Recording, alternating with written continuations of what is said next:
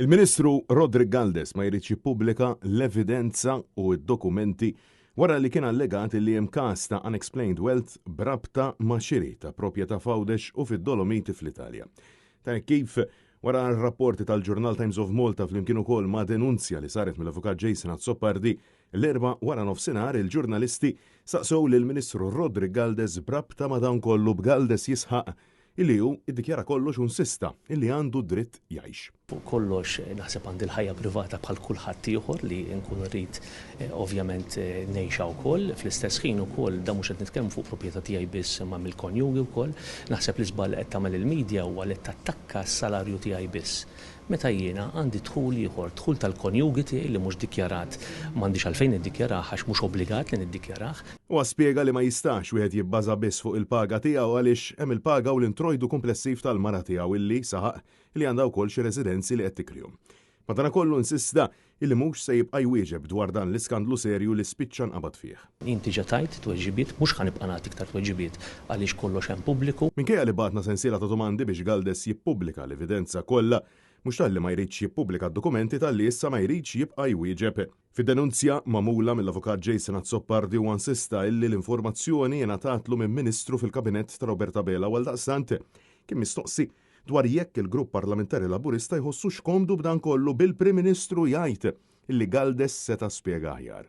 Ħadd m'għandu jħossu skomdu setax ta' spjegazzjonijiet qabel setax ta' spjegazzjonijiet mod differenti hija kwistjoni. Roberta Bela kompla billi qal illi kien sodisfatt bl-ispjega li taħ Galdes u saħaq illi il-Ministru urih dak illi kellu jara. L-Onorevoli Rodrick Galdes, urik evidenza?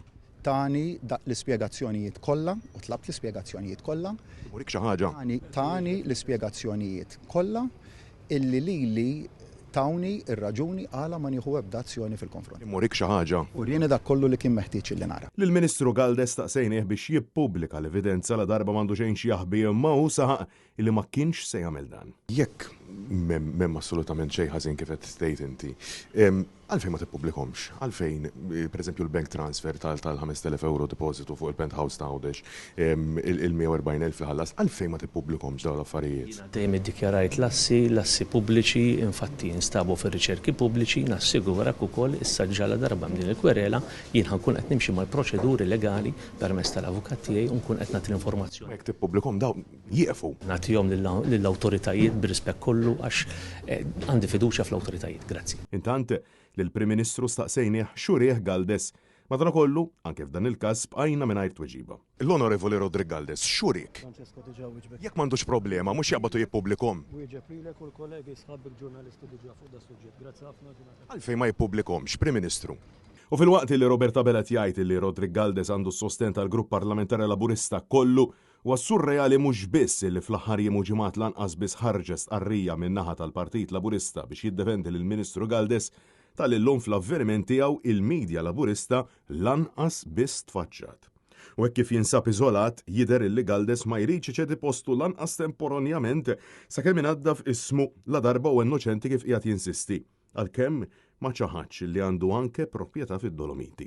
Tiċħadhom jiġifieri daw li hemm proprjetajiet id-Dolomiti eċetera eċetera jew hemm. Issa nippreżenta l-evidenza ħalli mbagħad min qiegħed ifajjar bla doġġ u jikteb u jallega fuqi kun jaf il-verità fejn. Imma il-backing tal-Partit Laburista għandek għax laqas il-medja tal-Partit Laburista ma' Ministru. Ma naħsibx li għandek forsi tuħu pass lura temporanjament Ministru sakemm tnadda f'ismi. Francesco Catania għal Net News.